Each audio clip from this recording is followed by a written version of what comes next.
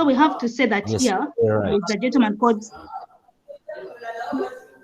we have a gentleman called Sindabi, that is Sindabi, in 1992, noted that Ugandan school scholars teach full load in addition to counseling.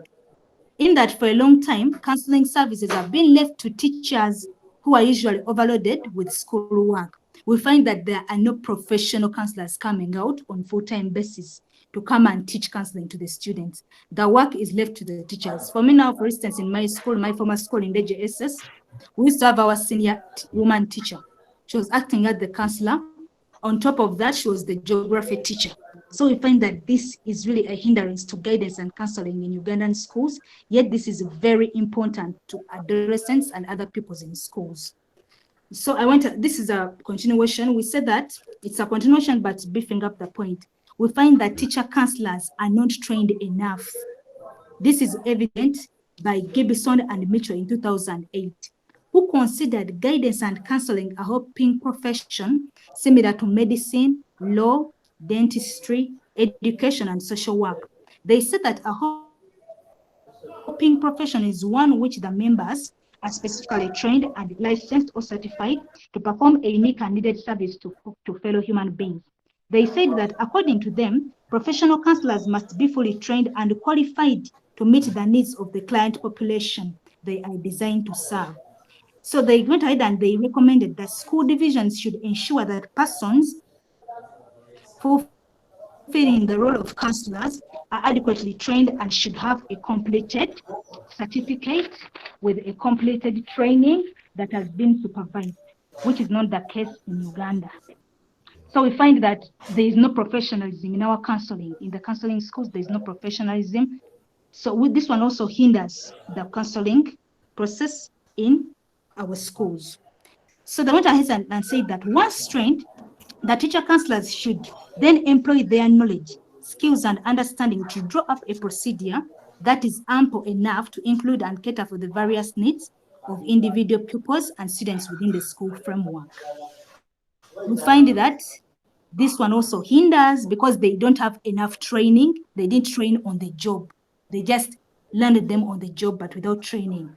We find that lack of trained counselors in some Ugandan schools, they said in some, I think some, of course, they bring professional counselors to come and counsel their students.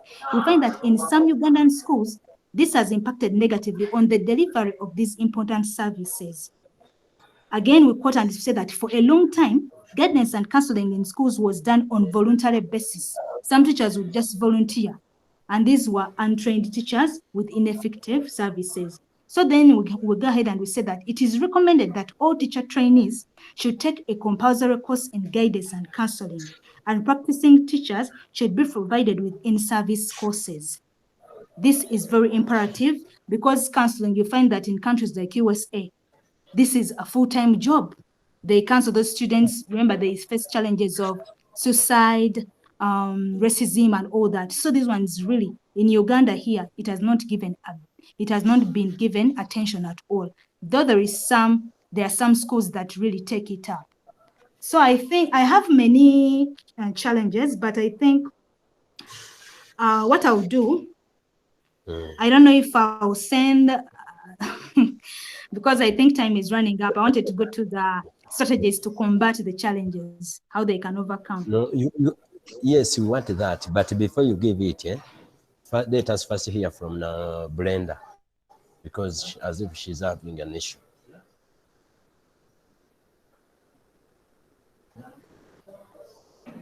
Madam Brenda. No, I'm not having any issue. Maybe I just pressed the hand unknowingly. Oh, okay. So, Madam Joan, also give us a hint on how to avert such problems. So far, what are they doing? Okay. So we find that these are just suggestions to combat the problem, but they have not been implemented. So I said that all managers of secondary schools and primary schools need to be sensitized through seminars and workshops on the urgent need to give adequate support to guidance and counseling programs in order to enhance better service delivery. I think this is self-explanatory. When we offer the seminars and the workshops, yes, the teachers will be able to get the knowledge that they need to acquire. Since there is no professional counselor in the school, the teachers are the ones acting as the counselors. I went ahead and talked about the government. The government should consider employing full-time counselors in the school to allow constant and full-time access of the students to the counselors. This will also allow teachers to concentrate on offering teaching duties as counselors embark on guidance and counseling service delivery. All these are suggestions to overcome and combat these challenges. And so I talked about the need for education stakeholders to initiate an in-service course program for untrained teacher counselors so as to empower them to be able to become meaningful helpers to the students. I went ahead and talked about um, posting the guidance and counseling personnel in the institutions or schools. All these are ways how we could overcome these challenges. And I talked about that the female counselors should also be empowered. This is to deal with the other gender bias, because male students don't want to go to female counselors for counseling. They feel that the females can't talk to the males. They underlook them, they don't respect them. So they should be empowered by giving them the authority, and then they should be licensed as well. They're giving them the license that they are professional counselors and they shouldn't be underlooked. I talked about the special effort which should be put to reach out the male student so as to correct their negative attitude. Remember, I talked about the males having a negative attitude towards counseling, so they should be told to correct their negative attitude to guidance and counseling services, since they actually have deep problems, so which they do not want to share. Then I talked about that the counselors, on top of being trained, they should be empowered and given the confidence to be trusted by their learners through showing a positive attitude and disseminating, receiving appropriate information from the counselees. Those are the students. I know if that's the correct pronunciation. Then information should be used to help each student strengthen his own abilities. And the counselor should also work in cooperation with other teachers to identify each student's unique and special mental abilities, aptitudes, and creativity, then assist him or her to develop a realistic self-image. Then I talked about the other reason, the other way how to combat the challenges. I said that. However, we need to be accorded equal status with the school academic program, that is the counseling department. The program should be a full-time job for the teacher with no other teaching responsibility. This I quoted with McKinsey, that is MAKINDA in 1984. He recommended that counselors should be free from administrative and clerical assignments that would interfere with their responsibilities as professional school counselors. So I just made a summary of this. Otherwise, my points are many, just for presentation. I think we shall just continue. I'll take screenshots and then I post on our group. I don't know. That is my submission, Mr. Khan. Thank you very much to enable for that. At least I should appreciate for the work well done. Members, anything you are saying about her presentation?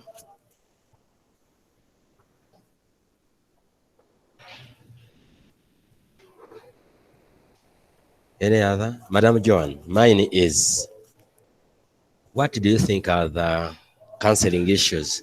What are those issues that requires counseling in schools, especially in secondary, where you are going? The issues that require counseling, we have, of course, the career guidance. We have the relationships, these teenager relationships with the students. They require counseling. Then, of course, students have their own problems from home. They have those challenges. Then there is the peer group influence, which takes them to become drug addicts. Then in some secondary schools, we have this common bad, I call it an evil practice of homosexuality. You find that boys are with their fellow boys, that girls are with their fellow girls. Those are some of the examples that I have to say. Okay. In other words, those relationships are the transgender. Because sometimes it may not be an issue of boys, but you also have the girls issues, the transgender, where someone sees a person of the same sex as the partner. Yes, Mr. Tuhaise, you had an issue.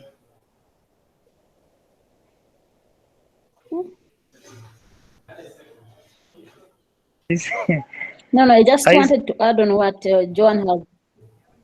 Oh, I'm sorry to call you I'm Miss. actually Jocelyn. Yeah, yes, I'm sorry. I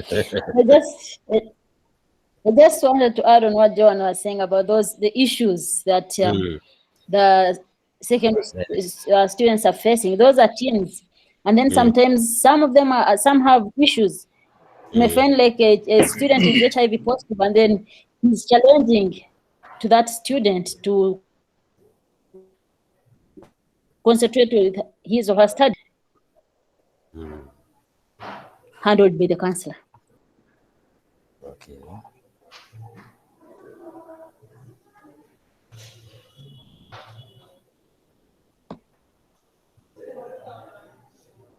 Mr. Good, you have something you are saying?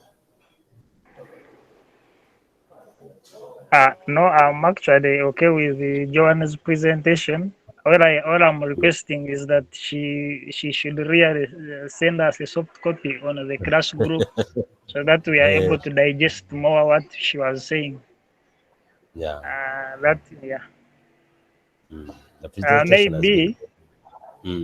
Maybe if we had followed the lineup like we had said, I happen to be the next person. I don't know whether it is okay I should proceed or I should wait on as they are complimenting on what she has discussed. Let them first compliment, then we start with the Madam Blender. Yes, I will talk about the male, the attitude towards the what counseling. I think maybe she should tell us more about the solutions, because now that is a really big problem, which is now they are like male fear, not only students, but even just other big people, men, they seriously fear to what to come in for counseling. I don't know. She talks about some solutions, but I not get them clearly. Is there any other solution apart from what she talked about? Those ones? She was trying to suggest, because the issue was about suggesting, but she will send them to you. Now, I'm having a question within my head, and that is the counseling in a school is not major. We shouldn't narrow ourselves of the school must go for counseling, because they have issues. The teachers, the non-teaching, the managers, each and everybody requires counseling. Then another I'm trying to see is, I was trying to figure out, and I was asking myself a question: how come that when it comes, let's say, to striking, boys strike more than girls? What is the issue? Where is the failure then? Because I wanted to relate that to the gender issues in terms of counseling. So, Madam Joan, can you help us to relate? How comes, why is it that boys or the female strike more than males strike more than the female? For that case, let us relate it that way. Now we find that when God was creating man, the men, the male gender as it is, for them, I don't know, do they call them introverts? They don't want to open up, they don't want to share their problems. So as a means to find the way of getting out of it, they resort to striking, unlike us, the female gender. For us, we can open, we can dialogue, unlike the men. They just act and react. They don't want to accept defeat. They don't want to accept challenge. That's why they strike more than the women. That's how I look at it. Okay. So, in summary, it is out of that superiority, the superiority complex, the component of it that so it starts from the younger age, then keep on moving. That's why you find that many, however much it can be a school, and the counselor is there, and you call this student to counsel them. It is majorly the girls, the female, that will come.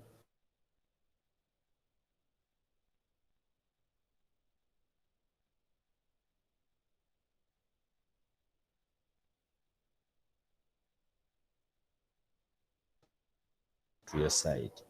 So it is because they don't bother to share. So, Madam Brenda, you have an issue so that we conclude this. Other things that the male are energetic. The men are energetic, and they can do anything, but the ladies tend to shy away. They fear. They are not so strong enough. Yes, I think also that is it. Yes.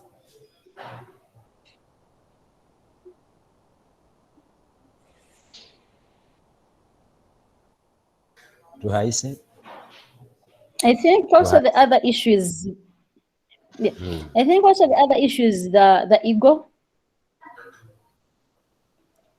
Yeah, males feel like they're strong. How do I go to the counselor? I can sort this. So their egos also keep them away from the counselors.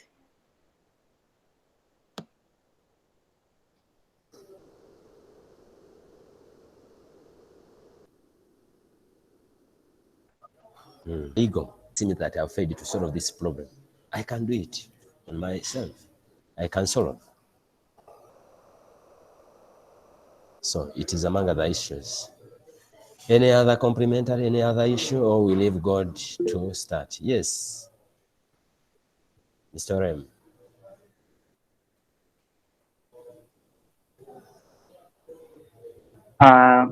One thing also that can affect why males are striking more than females, we have let's take in Africa, we have the backgrounds back in home.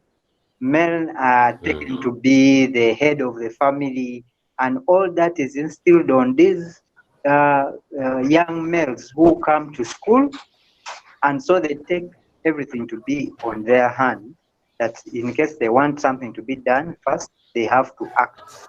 Not like females who are taken to be of a low gender, that they have to be silent and they don't have to talk in families when back home, when they are taught at home.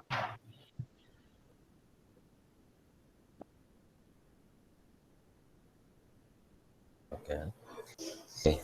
So I think we have a lot to deal with that area. But good enough, let us thank Madam Joan to endeavor to carry out her research over that, and she has guided us well. Then allow me to call Mr. Good.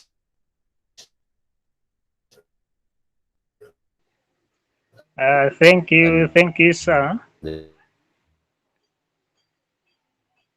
Then he also try to present what he has.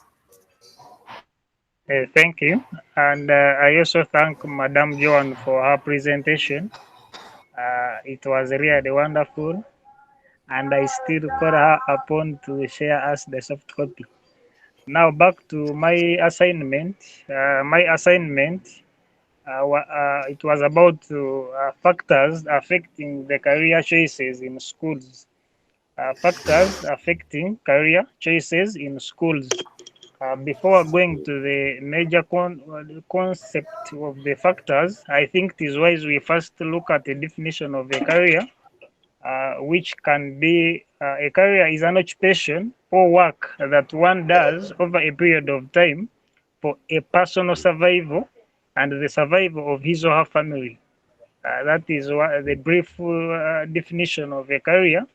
Or we can still say a career may also be defined as an undertaking that an individual does that requires specific training for the individual survival. With the career options, they are different. They are saying that there are different career options that one can obtain depending on the different, maybe different sectors. We can look at the health sectors where we can have a person undertaking a career in nursing, in pharmacy, in being doctors, midwives. We also have the careers under the educational sector where we particularly fall, where we have the teachers, the head teachers, the matrons, and so on and so forth. Then we have those careers under business sector, where we can talk of the accountants, talk of the business administrators and entrepreneurs, those that are starting up their businesses. Still, we can look at the careers under engineering sector, where we have the surveyors, those in petroleum, and many more others. Still, even under entertainment sector, we have musicians, comedians, artists, and the theater actors and actresses. Those are maybe the brief the brief career options that I can point out for now. I think that is the introduction.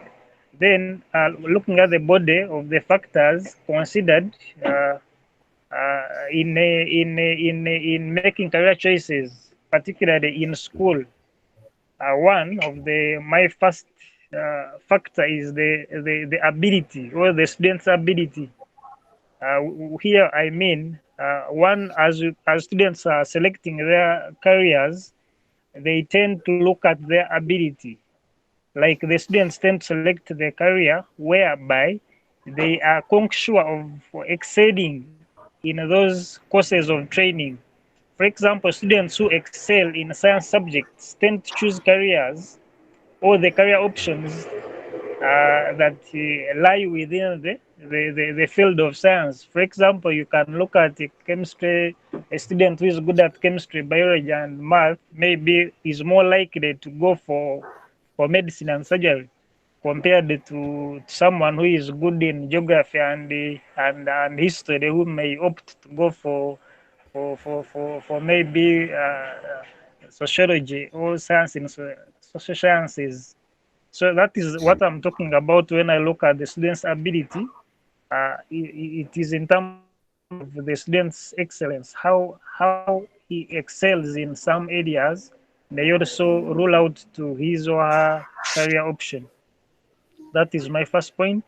Then my next factor is about the student's interests, or you can look at an interest. One's interest is also fundamental in deciding or choosing a career option. Here, what I mean, you tend to find that some students choose career options where they have interest in and strong desire. This means that students tend to choose career options that they love so much. For example, we can say many students join music, dance, and drama course simply because it is what their passion, like it is what they love to do. So you find that people tend to pick up those career choices simply because of the love they have for the courses that they do. So that is my second factor. And my third factor is about the peer pressure. Here, with the peer pressure, some students make career choices because they are influenced by their friends. They tend to prefer pursuing careers where most of their friends are. This may mainly be because of the purposes of strengthening the relationships they have with their colleagues. So they tend to do the same courses simply because they want to strengthen the relationships they have with their colleagues.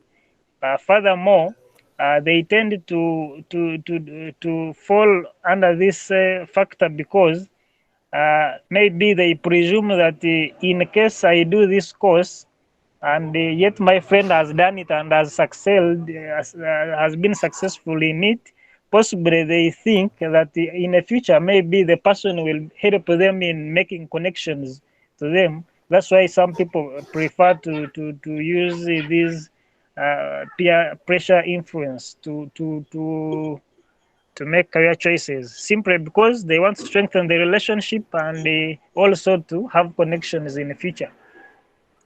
Then my fourth factor is about the family background. I think all of you can agree with me that in our today's family backgrounds, some parents strictly dictate on what their students should become, regardless of their interests and abilities. So some parents force their children to attain some career options because of the family influence. Since some family, they are saying that since some families have connections in some careers. For example, you can look at a parent who is a head teacher of a school and happens to have some connections, maybe in a variety of schools, is most likely to force his or her child to do education because he knows that he could also be having some connections. Maybe at a later in the future, is most likely is most likely to give a referral or to have someone that will connect the child. Or you find that some families it is natural. Like I know of a family where all children are doing pharmacy. I think it is inborn, it is within them that they may be good at pharmacy. So with those scenarios, I think that is where the factor of family background comes in. Then my fifth factor is the student's talent, or the talent itself is another fundamental factor that one has to look at while deciding on the choice of the career. Here, for example, we can talk of students that may become greatest footballers because of their talents. You have, I think you can all agree with me that some students right from high school have become greatest footballers. You can mention some in our Ghana Cranes team, but those have been footballers right from their high school schools. Even some have become some have become musicians, theater actors, and the actresses right from school. So you can look at the what one has to look at his or her talent. What the person is good at. You tend to become a musician because you are good at singing. You become a footballer, a greatest footballer because you are good at the football. So in making a choice or a career option, one has to really look at the talent that the person has. My next point is about the government policies. How does government policy come in as a factor to guide on career option choice? You find that the government also influences the career options of students by dictating on the subjects and the content that students have to study while designing the educational curriculum. So this also influences the career option by dictating on which courses are to be sponsored and those that are not to be sponsored. For example, some students tend to choose career options where the government offers full sponsorship with an intention or an aim of achieving the government sponsorship. So that is how we see the government coming in. I shouldn't have brought this point very fast, but at least it's also a very good point since it plays a big role. Then my seventh factor is about the ideal lifestyle of the student or the individual. Like you'll have to look at your lifestyle. Different careers have different expectations when it comes to schedule and the environment you work in. Some lines of work, such as nursing, may require long shifts or and may even expect you to be on call even when you are not on duty. So that means that others will allow you to work for hours per week, or it may be on a timely basis. So as you take up these career options, you have to look at your lifestyle. Are you a person who can work for a long time, right from 8 a.m. in the morning up to midnight, or like, if so, that's what I'm basically looking at, the ideal lifestyle of an individual or a student, whether you are that person that can really work, be able to work for in the same office, maybe on the same duty, you work from morning to evening, or you are that person that wishes or can only work for 2 hours, then go to your disco, you go to your lives, like, so you have to really consider this. Otherwise, you might end up choosing a career option that may, in the future, affect your lifestyle. I have 8. I have 10 points, and I'm on my eighth point, which looks at the values of students. What do you value most? Like, students ought to take their personal values and beliefs into account when considering the different career paths to ensure that they will be satisfied with the work they do. Some students seek career options where they can make an impact or contribute a social cause, while others look for employers who embody their core beliefs. Here, we are saying that if students value, for example, if a student values their families, their religions, and their personal time, they may need to look for a career path that allows them not to have the strong that they need to have a career path that really allows them to cherish their values. Like, for example, you cannot, for example, there are some born agains where you will take up a career option and you are told it maybe to work on a Sunday, and a strong born again may not really take up that option because he knows that on Sunday he has to be in church to worship and praise the Lord. Or on Sunday or during weekends, the person needs to be with his or her family to share value, like to look at his or her families. So you find that's what I'm looking at when I talk about the values. You have to look at what you value most and consider it in choosing a career option. Then my ninth point, which is the second last, looks at the personality of a person. Here we might look the personality. In this case, we may look at the introverts and extroverts. If you are that kind of a person that likes to work behind the corridors, then you may not go in for the career options where you need to be a public, where you need to work in teams or in a group of people, or where you have to be a community worker, those things. So students' personality can be another deciding factor when selecting a job to pursue. More outgoing or the extrovert people might seek out positions where they can work with the groups, while the introverts might prefer to work behind the scenes. So decide whether you want to work in a fast-paced environment or prefer to work behind the scenes. That's what I'm looking at with the personality factor. Then my last factor is about the financial goals. The financial goals. Here, what I'm looking at are they are saying that students' career path can significantly impact their earning potential. So they should spend time thinking about their short-term and long-term financial goals. Calculate how much they can afford to invest in their career through education or business startup costs, and think about the salary they need to earn to maintain their ideal lifestyle. Once they understand their financial needs, they can select a career path that provides them with the opportunity to earn their target salary.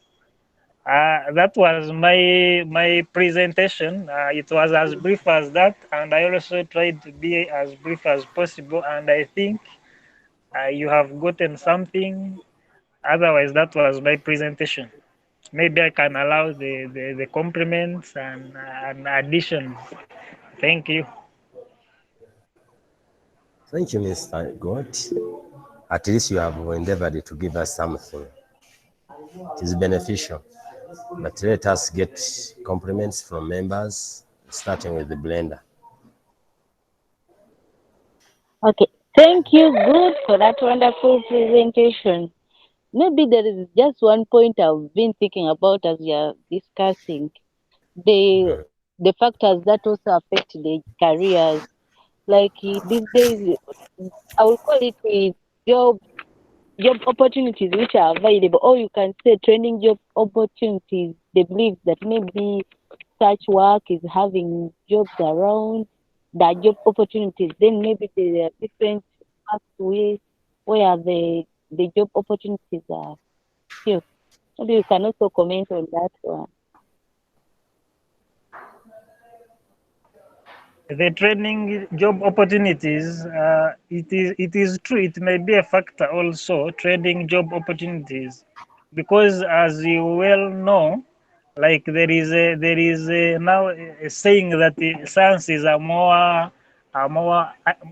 marketable nowadays compared to arts options. So I think that surely that one. For example, now in our family, if I may give you the example, most these children now whom we are starting up from the secondary, we are advising them to do sciences, simply because the sciences seem to be more marketable nowadays. Even the president was recently praising these scientists. I think your point really matches, and I would really also buy it.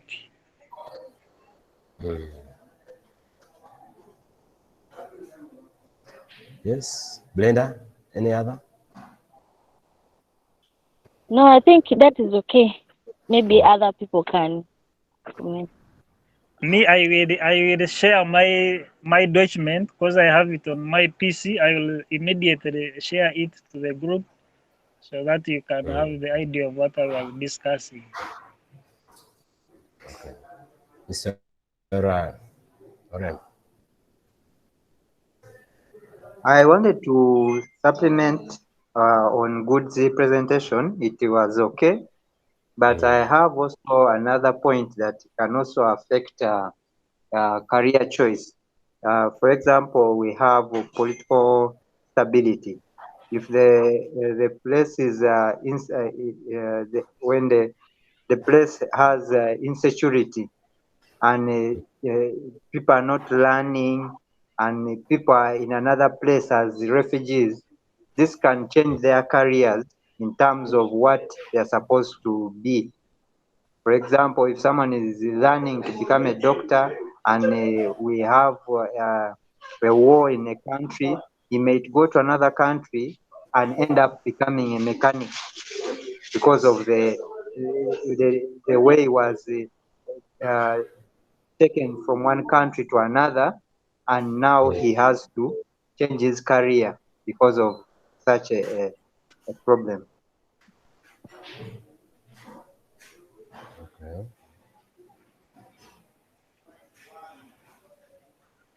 Yes, it is very true that political environment also matters a lot in deciding the career option. And I think it is also, there are very many factors, and I welcome you, Mr. Brian and Brenda, for your additions. At least you have made my points to be now 12. So I appreciate it so much. There are quite a number of factors we can or we may suggest. So, should we start on another?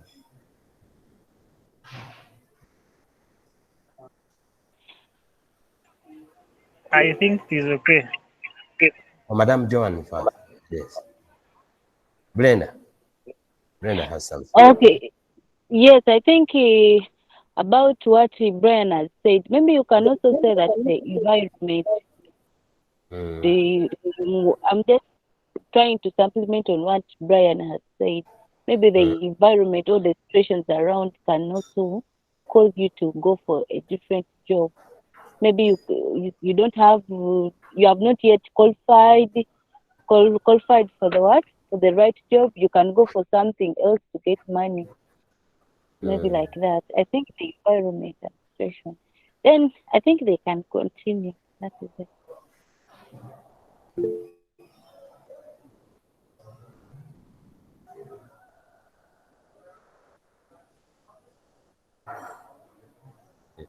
Yes, God. Who's next now? The one who is ready.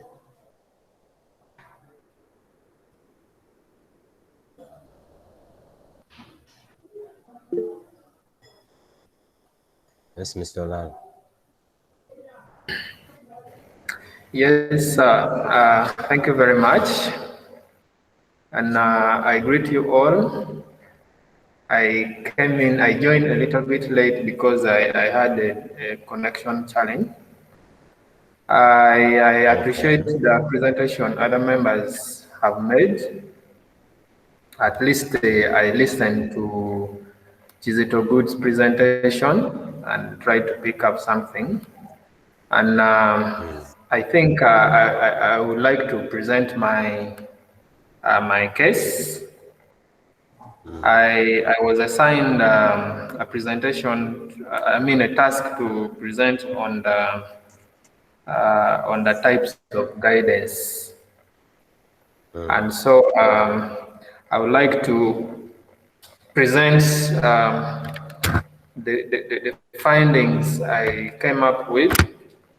And before I look at the types of guidance, I will first of all want to remind ourselves what guidance is, according to the research I made and according to the notes the lecturer gave us.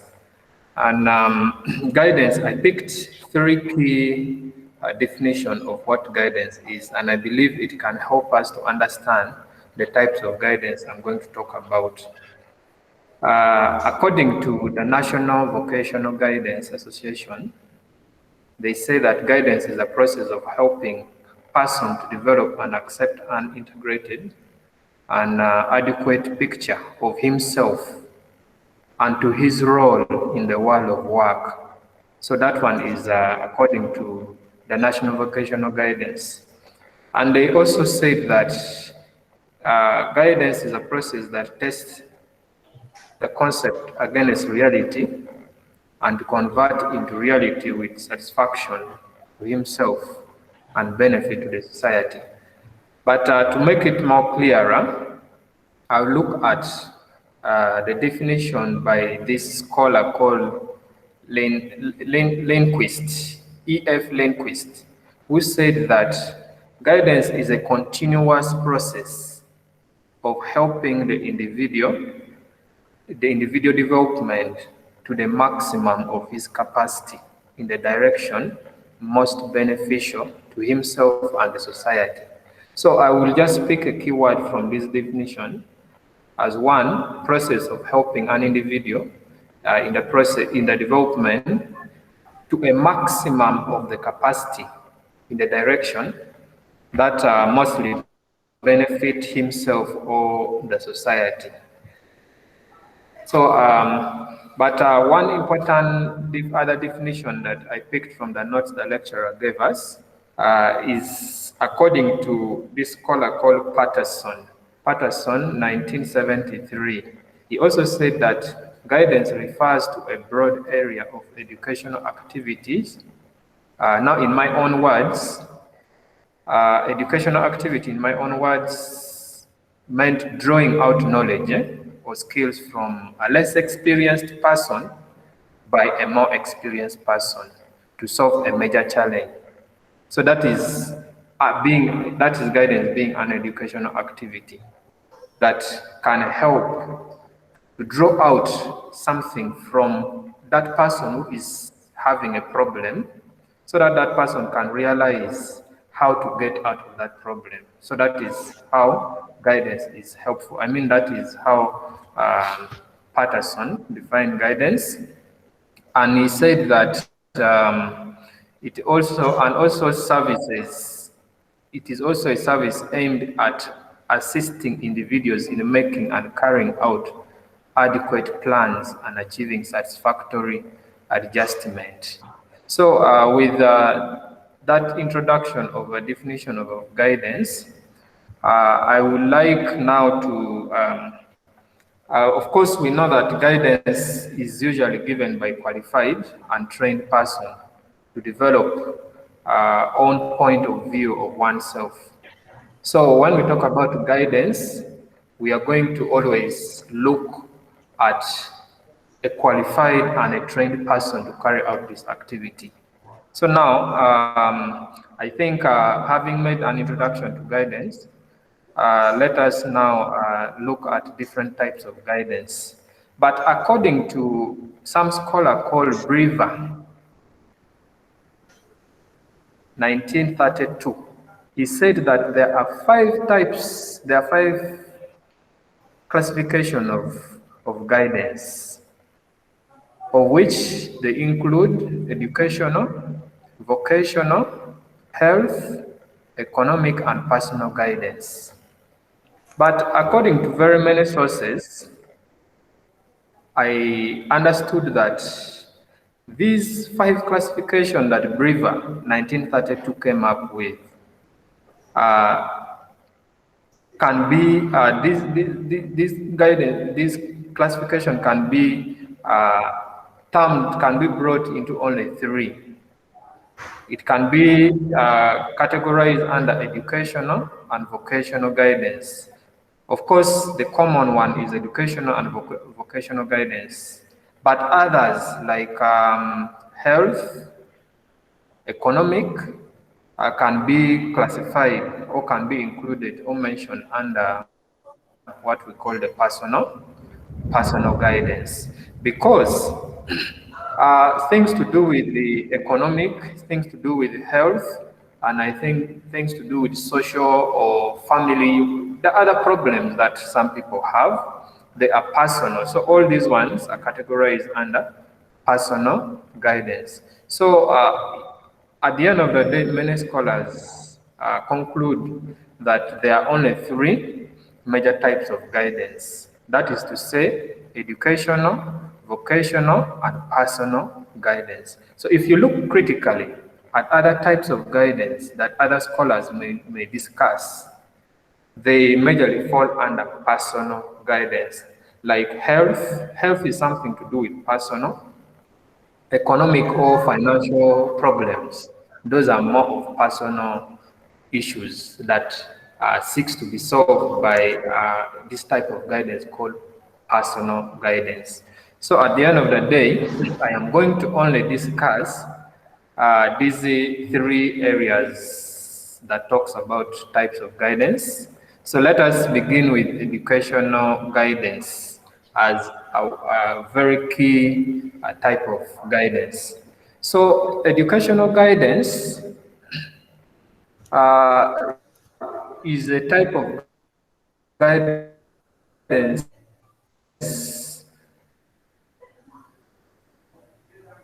that a child, or let me talk about a student.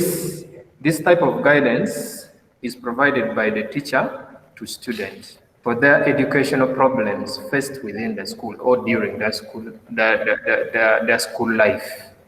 And maybe to add on more, this type of guidance, educational guidance, gives all the required details that children need to relate to their school, to relate to the school they find most suitable. And most notably, education is the process that guides and directs children for proper development.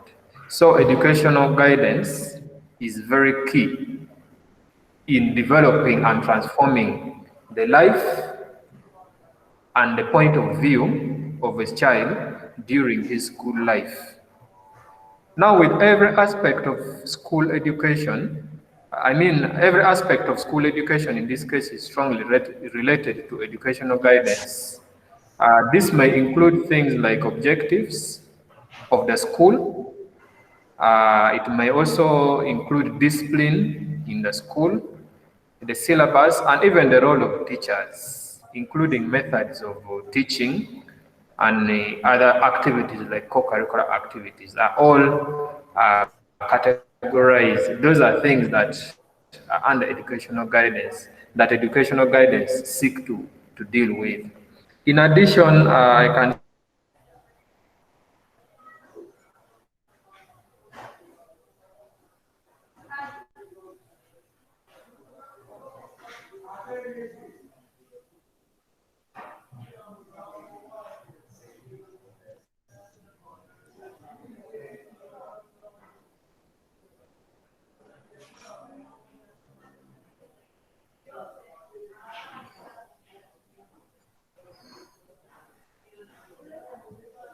Network. Yes, you are back.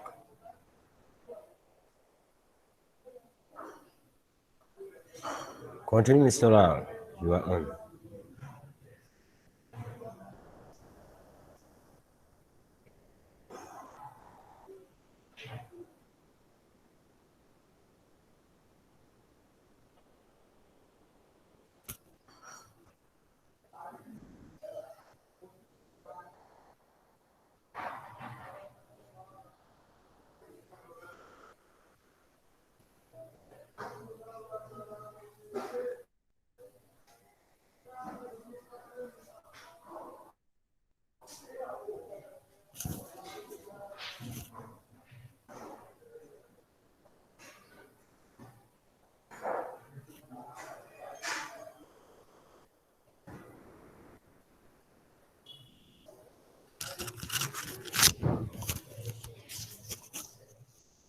It seems he has a network challenge. I think we can give him around 3 minutes and we see.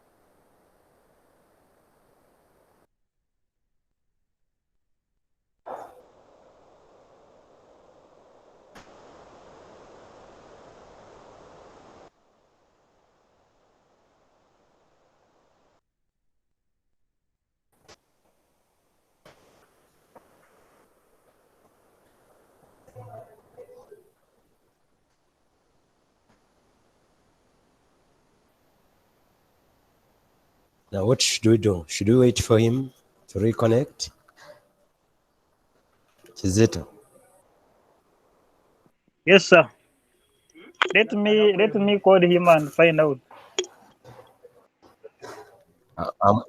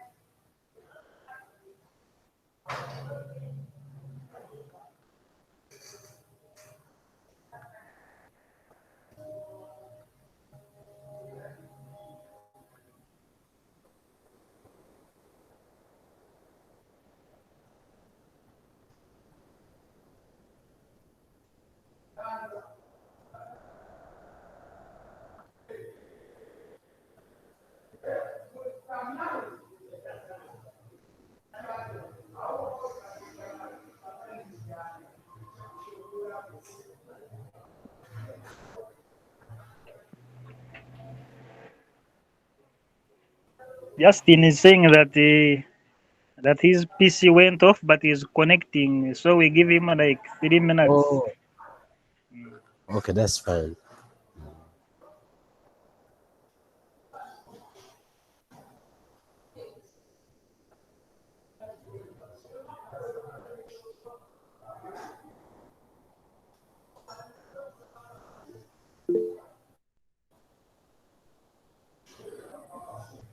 Yes, Mister.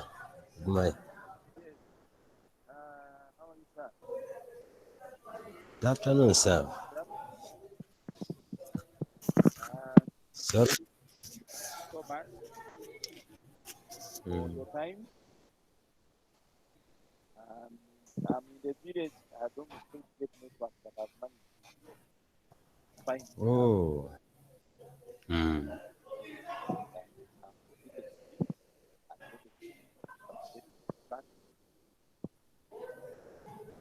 I also try to do some research on my area. When time comes, You are on and off. Hmm? when time comes, I'll be able to share. Okay, that's fine.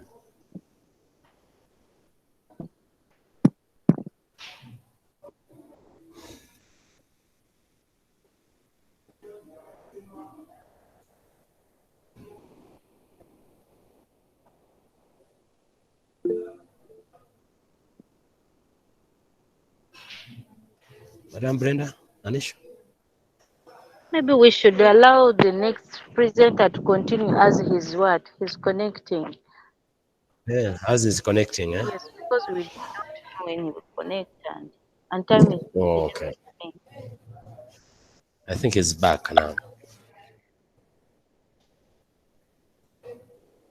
He's back.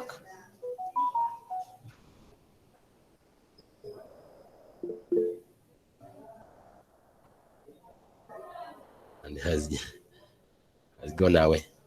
Mr. Agodi, Yes, sir. I think,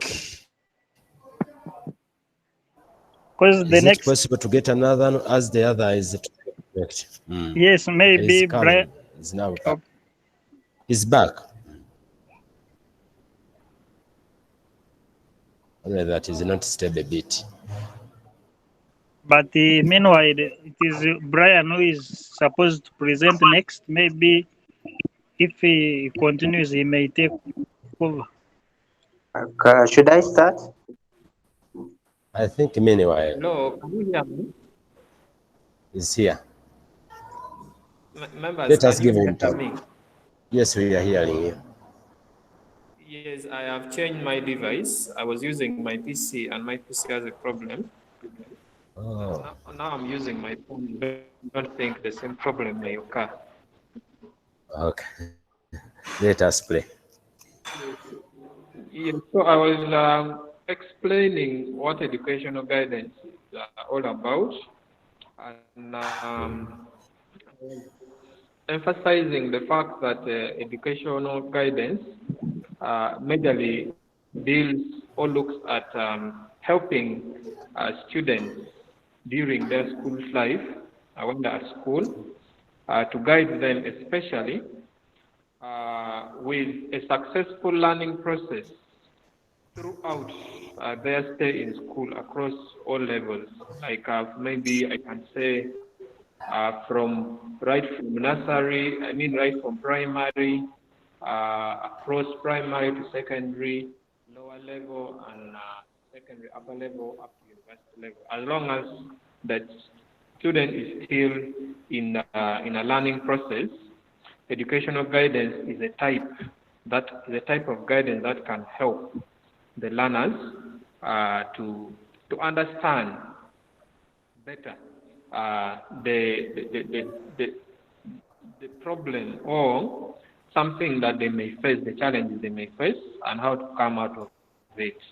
So, in conclusion, under educational guidance, I can say that this majorly deals or is concerned with student successful learning process throughout his stay in school, and as well as the role of a teacher in guiding the learner.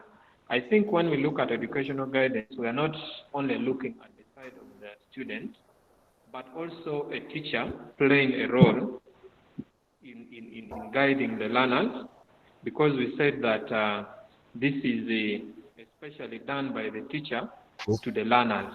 Mr. Ola. Yes, sir. Mr. Just a small note. As if Mr. Rugumayo has something. Mr. Rugumayo, do you have something you are saying? Now, no, I had earlier said I start something on my program that I was given, and I'll be ready to present when my turn comes. So, oh, okay. Yes, Mr. Ola, we can continue first. All right, thank you. So I can say that educational guidance it helps to guide the learner in choosing the right course, even in choosing the right school, and maybe help them also in their study habits without any problem. So that is majorly what educational guidance is all about. Is a very key type of guidance that can be used in school to help learners understand their educational process. The second type of guidance is called vocational guidance. These first two are the most common, are the common type of guidance that is talked about. So vocational guidance is a type of guidance in which ordinary information is provided regarding the occupation. So this type of guidance deals with choosing the job or the work and problems of certain jobs. For example, if a person needs maybe to join a certain job or a certain occupation, the person may seek guidance, and therefore is going to look for a person who understands, someone who is trained under this type of guidance called vocational guidance. Because that person has a problem with job, maybe job security, maybe doesn't understand much about that job. So this person is going to be guided by this type of guidance called vocational guidance. It may not be educational, because educational deals with life of students within school during school life. But then after school, students may need more guidance, and therefore they are going to always take this kind of guidance called vocational guidance, because it deals with, or it is a guidance, the type of guidance which gives, which deals with choosing the job and certain problems or problems of certain jobs. This type of guidance also helps a person to know their strengths and weaknesses, because once you are taken through vocational guidance, as a person maybe wants to understand a certain type of job, you're able to diagnose yourself and realize that I think with this job, I have this strength, or these are my weaknesses if I am joined or go for this job. So it also helps a person to know the strengths and weaknesses. Moreover, or more so, it helps to choose vocation for a better adjustment with every situation. So as a person looks out for a job, vocational guidance is going to help that person to adjust or make or choose make adjustment according to the situation that person is going to counter. So under vocational guidance, I can still say more on the perspective from the perspective of students.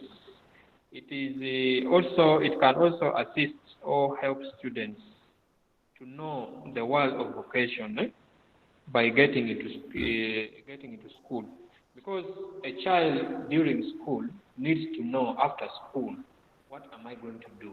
I remember when I was teaching in some school, they trained us to always guide students as far as choosing courses are concerned, or choosing courses according to the available jobs in the employment field. So I think they were actually trying to make us use the type of guidance called vocational guidance, because it is also very important to a student at school.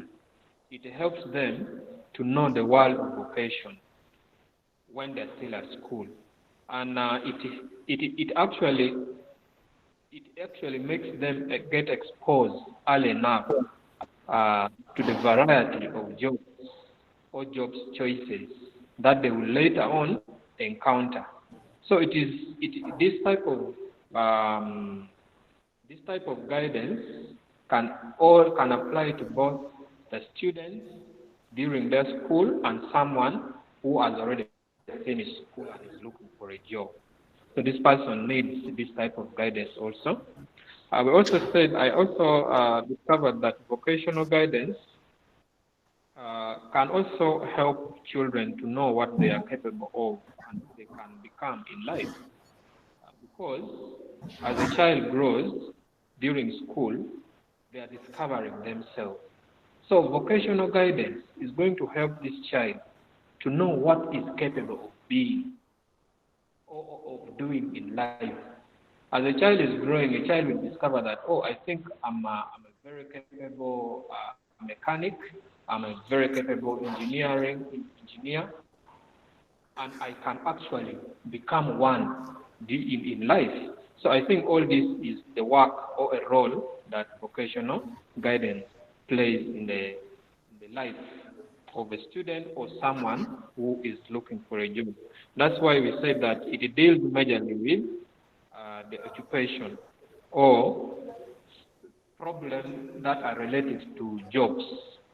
So in conclusion, under this vocational guidance, I can say that it is concerned with motivating and helping students or an individual whose interest is in choosing a particular job. It also helps the individual to relate the job problem, his strengths and weaknesses in a particular job. So this functions as an exposure to students about the variety of job choices outside school. So majorly that one is to do with vocational guidance. Then the third and possibly the last major three types of guidance is called personal guidance. Now, at the introduction of this type of guidance, of the types of guidance, we said that there are major, this scholar called the Brewer noted that there are about 5 types of guidance, but many scholars categorize only 3 types, and they call the other types as inclusive of personal guidance, because they deal with personal issues like health, financial problems or economic problems, like maybe family issues, maybe husband and wife problems, because those are now personal guidance. So under personal guidance, I'm going to talk now about other types of guidance that are looked to be into personal guidance. So personal guidance, as you hear the word personal, refers to a type of guidance where a person or individual overcome their problem on their own, of course under the help or by the help of a more experienced person. So in this case, a person, for example, if a person has a husband and wife related problems, like maybe in the case of cheating or unfaithfulness in a marriage, you realize that this person needs a personal guidance. And so they are going to help this person to overcome the personal problem is going through. So that is what we call personal guidance. This type of guidance is provided for personal problems of an individual, such as health, as I mentioned earlier, family and home problems, financial or economic challenges, even physical disabilities of an individual is a personal problem. Emotional adjustment, people who have emotional problems, and I also talked about husband and wife relationship problems, or even at school, if we go back to school, we have some students who join schools. We have students who join school and they find really the environment in that school is not friendly with them. So this child is going to have a problem that I can term as peer relation or school relation problems. They're all called personal problem and others. These ones are not much of educational and vocational. So that is how I categorize or how I looked at personal guidance. I can also say that personal guidance assist in providing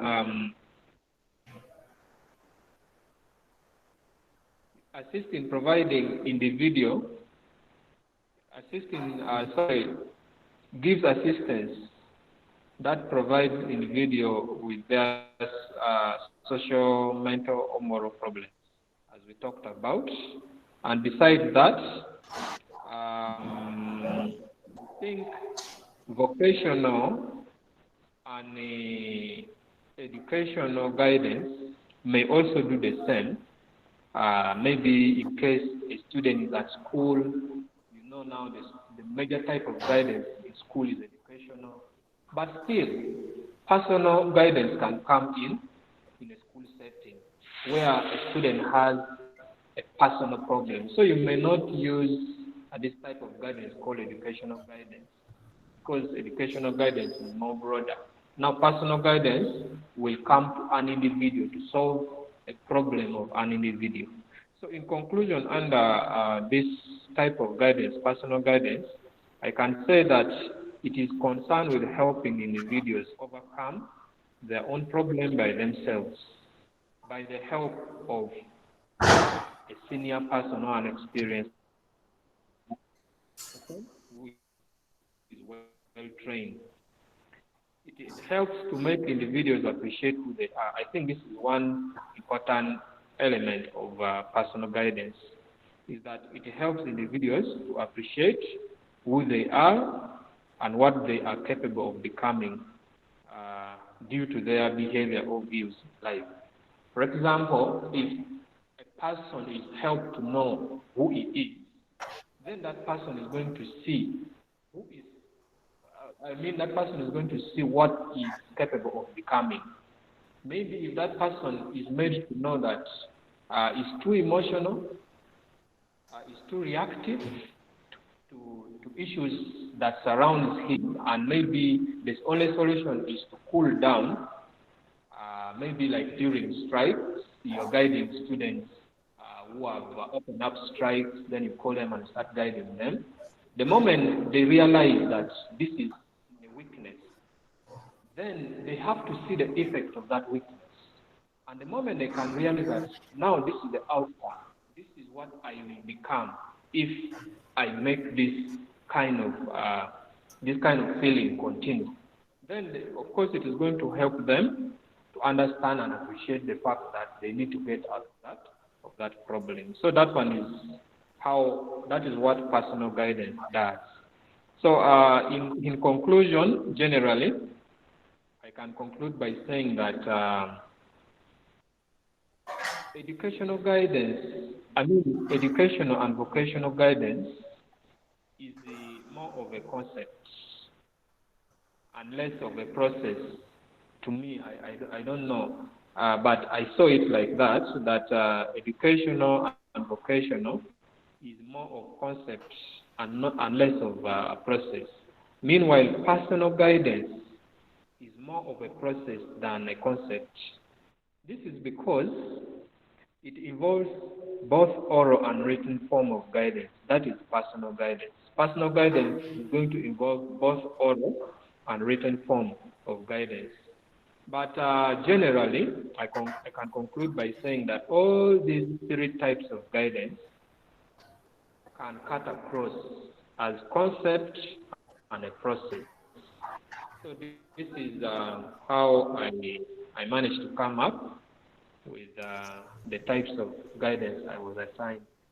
Thank you very much.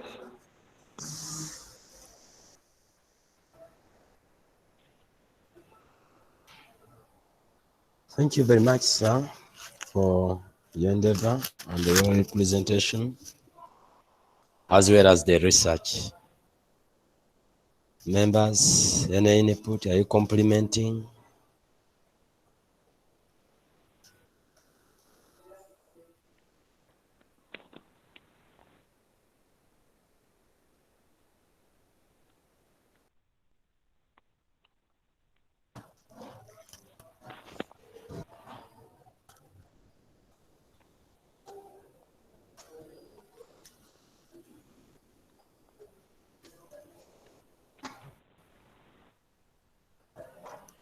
So I think let us take that as it is. Mr. Godi, and he also takes us. That one, the next person was Brian Oderema. Brian. Yes. Okay. Hello. Mr. Brian, are you ready? Yes, I'm ready. Okay, you start.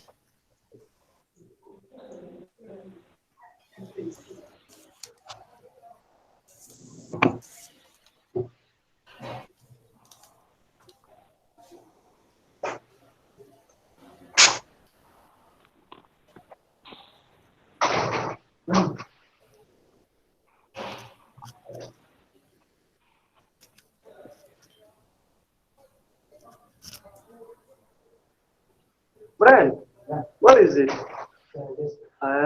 Okay, fine. What is it? Hello? Yes, You're Mr. getting me? Brian, we are waiting. Very clear. I'm discussing John Holland's theory of career guidance, of career development. He developed this theory. First of all, we have to understand that John Holland was an American researcher and a professor in Johns Hopkins University. He developed this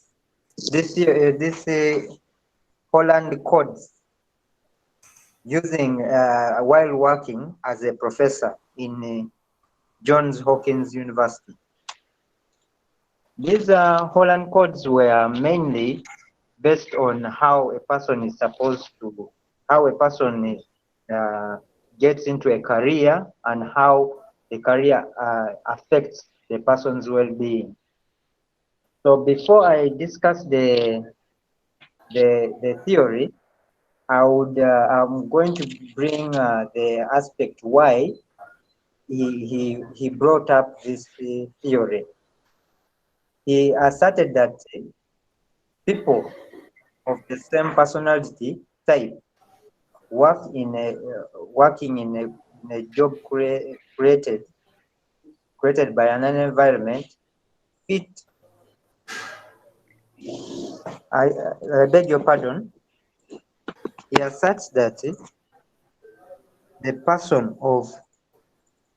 the people of the same personality type working in a job create an environment that fits and rewards their type.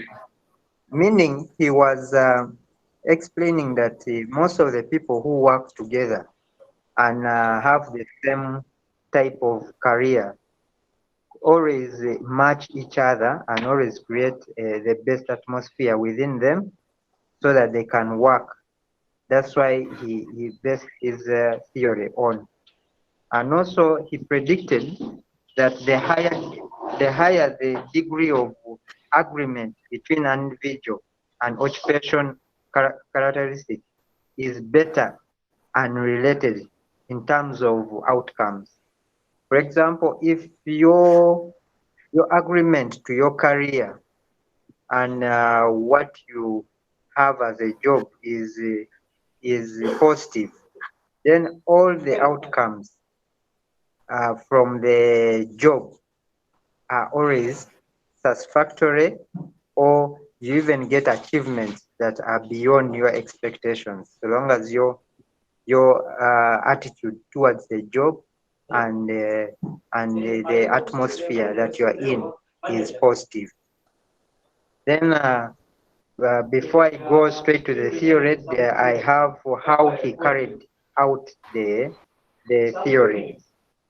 First, this is the methodology of how he carried out his theory. The first methodology is he collected various data about people in different jobs working in different environments, meaning he had to go to straight and go into different areas of and careers and see how people are working in different places with different environments.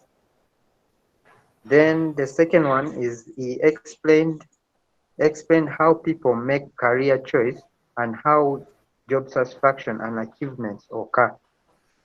So in what we are going to see in this theory, it explains all the two ways how we carried out the theory. So I would want my colleagues to first, if they have a pen within their nearby them, they would first draw a hexagon, and on each corner I will tell them what to write. I don't know if they are following me, because I would explain this better by you first drawing an hexagon which has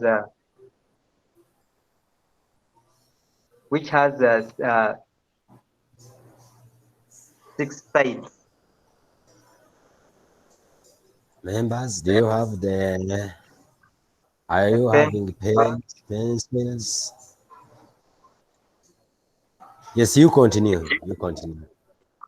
So this hexagon was the first.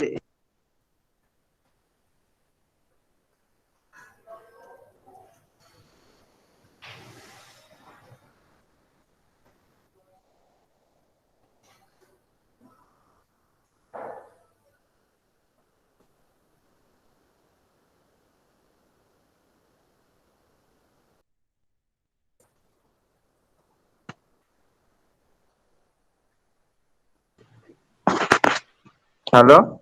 Yes, you are back. I got a problem with the network, but it's okay. It's called the hexagonal model. Hexagonal model. Model, yes. The hexagonal model to explain how career choices vary and how they interact. First of all, I wanted to also explain that in this theory we have the problem of behavior. In terms of career, behavior also affects, and behavior in this theory explained the interactions the person has with the environment he or she is in. So it's one of the aspects that also brought up this theory. So behavior is one of the strong elements that brought up this theory. So I have a hexagon which has 6 edges, and on each edge on each edge of my hexagon, I have one of the first explanation he wanted to to bring was a career of realistic career. We have people who are in the realistic career. Then the second corner, we have people who are in the investigating career. Then in the third corner, we have people who are in the arts career. Then in the fourth corner, we have people who are in the social career corner. Then in another career, we have people in the fifth, we have people who are in the enterprising career. Then in the sixth, we have people who are in the conventional career. All these people were used to collect data for the theory. The people that are in the realistic career,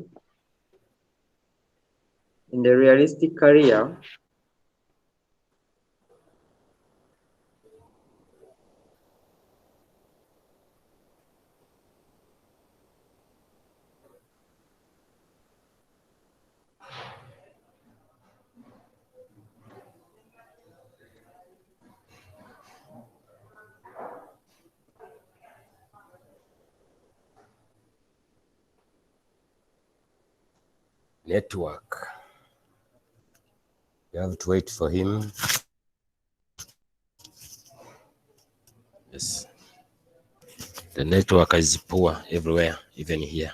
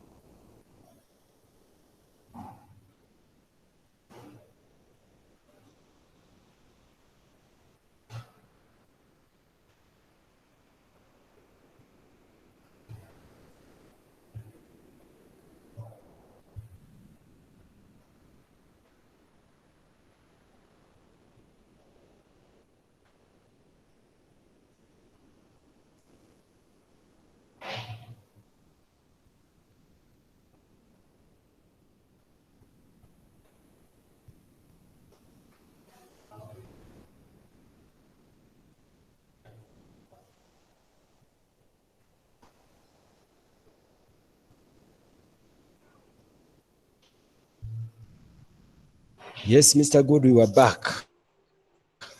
I was actually recording Brian, but it seems once you receive a call or you make a call, you automatically get disconnected. But it seems Brian's maybe phone is battery has gone down because I'm calling his number and it is completely off.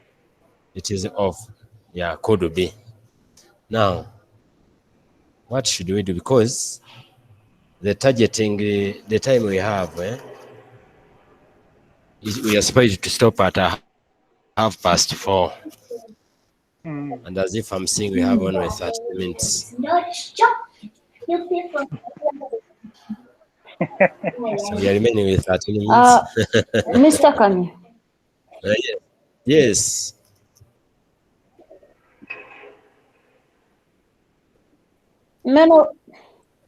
Many of us are having issues with internet, and we've started picking bits of the presentations, and we are missing out. I'm just wondering. What is your suggestion? Hello. Can we? Yes, let us first get suggestion from Mr. Can we do what? I'm just wondering whether we could create another time and then we finish up. That's what I was about to suggest.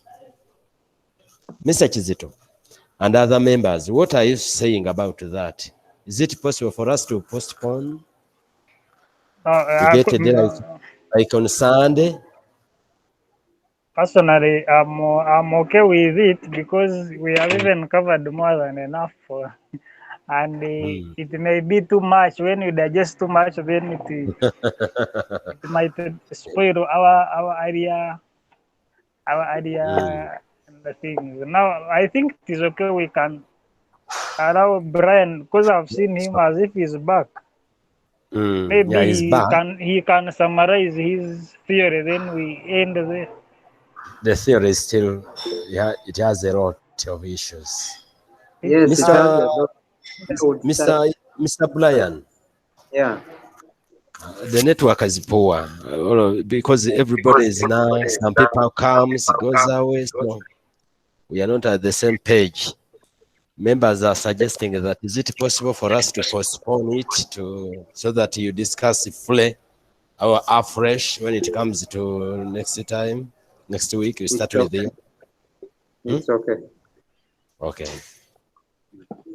So members, any other issue so that we shall postpone it to next Friday so that we deal with those groups. Yeah. Yes. Mariam, I'm with Justin. I've been attending with Justin. So Yes. I'm suggesting that because of the network problems and all, that each one should send notes of their researched work on WhatsApp so that we can follow up. Okay. That's my suggestion. Yes. Point noted.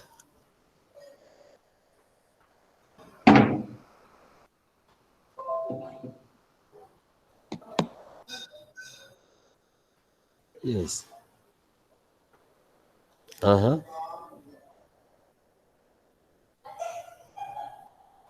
Members, what I'm saying now, that such a presented work must be submitted to other members via WhatsApp or via emails. Yes, Brenda. I think we should go with that idea, then maybe look for some time for discussion. Yeah. Okay, I think let us stop from that so that we meet on Friday same time. Sharing must be coordinated by our coordinator. Okay, sir. Yes, Justin? No, I'm just complimenting that idea. Because some of us have always been sharing our presentation to the groups. I think some members don't type their work or don't have their work organized. They end up not sharing. But I think if we emphasize sharing the work, it will also call for some members who always don't organize their work to begin organizing and sending their work. So it is a Even the good screenshots. idea. Yes, even screenshots, yeah. I think screenshots makes it easy.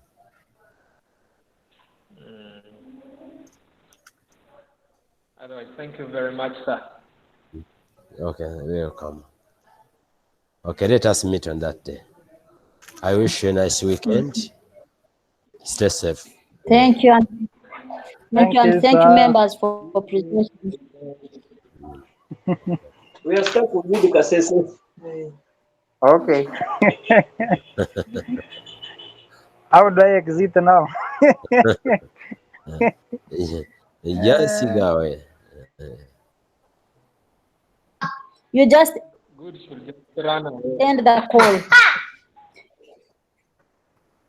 You see where there is something like the call, the red one, you end the call.